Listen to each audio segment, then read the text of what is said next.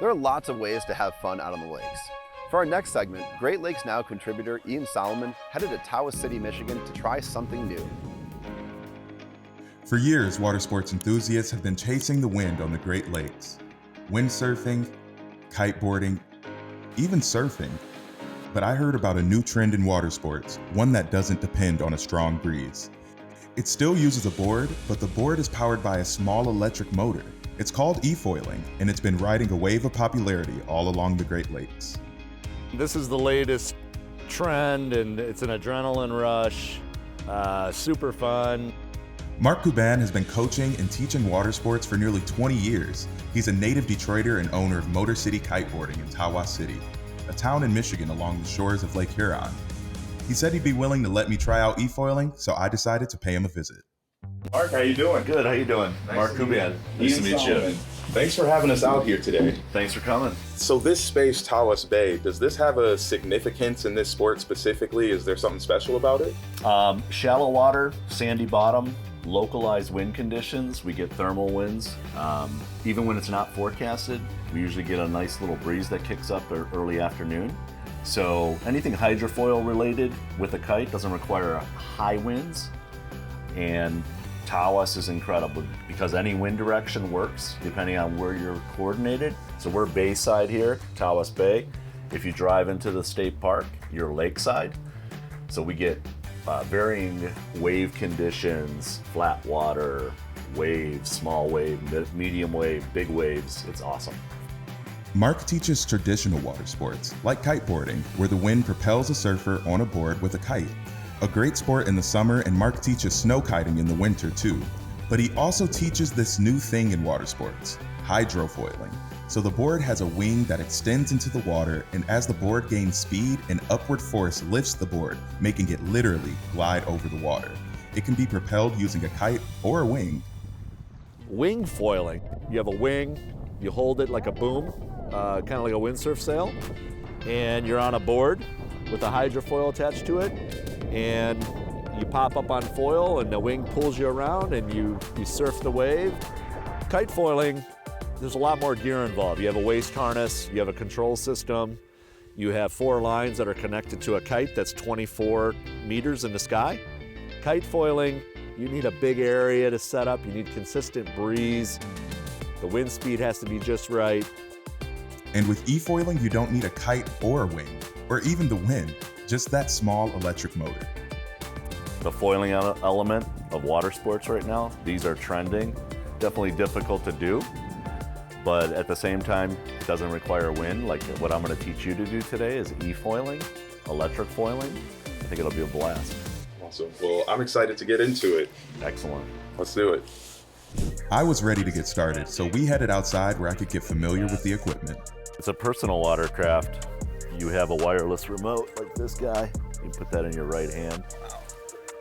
And you have a motor here based on your trigger. Yep. Perfect. Press this button.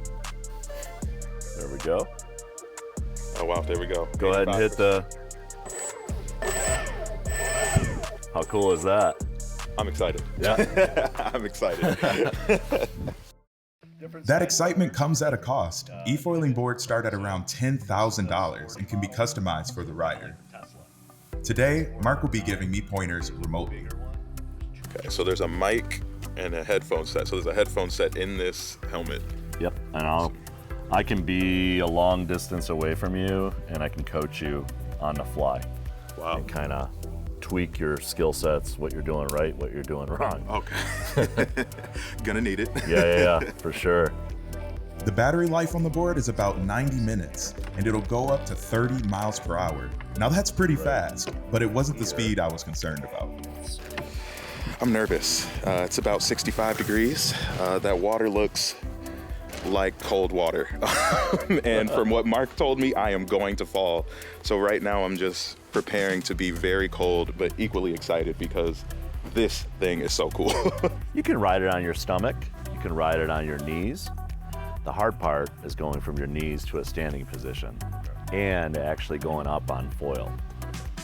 So, You know, I'm gonna take baby steps, but mark my words, I'm gonna stand up today. I like it. Almost out to deep enough water, but not quite. All right, away we go. Here we go from our belly to our knees. This is definitely harder than it looks. I was worried about the water temperature when I should have been worried about staying on the board. You have to maintain a certain speed, so taking it slow isn't much of an option. But after a while, I got the hang of it enough to cruise around. Standing up, not so much. Man, that is the most fun I have ever had on a Great Lake. That is the first time I've ever been on a motorized watercraft. Moving on the water that way, just on your body, inexplainable feeling, and wiping out, of course, another inexplainable feeling. Didn't know which way was up, which way was down, but I'm so thankful to Mark, which was an amazing lesson. I almost got on my legs. I wanted to stand up so bad, but I couldn't. And I definitely want to try that again. I think Ian did great. Like in the early stages, there's nothing easy about the hydrofoil. Like every little stance position, every weight shift, every, you know, you got to keep consistent speed. The more speed you have, the more balance you have, and I think you realize that. Yeah. But we got you to where you were attempting to stand. Right. And we were only out there not even an hour, probably. Yeah, probably not. So it'll get easier if you proceed from here. Listen, don't be surprised when I come back. Sounds good. This is blowing up along the Great Lakes. It's just an extension of all water sports, but this is super fun, and you can do it on any lake, any body of water. That was amazing and equally difficult, but I will certainly be back to give e-foiling another try. I'm getting on my feet next time. At Great Lakes Now, we aim to cover the Great Lakes region and the people who live here, like you. Please follow us on social media, subscribe to our YouTube channel, and sign up for our newsletter at greatlakesnow.org.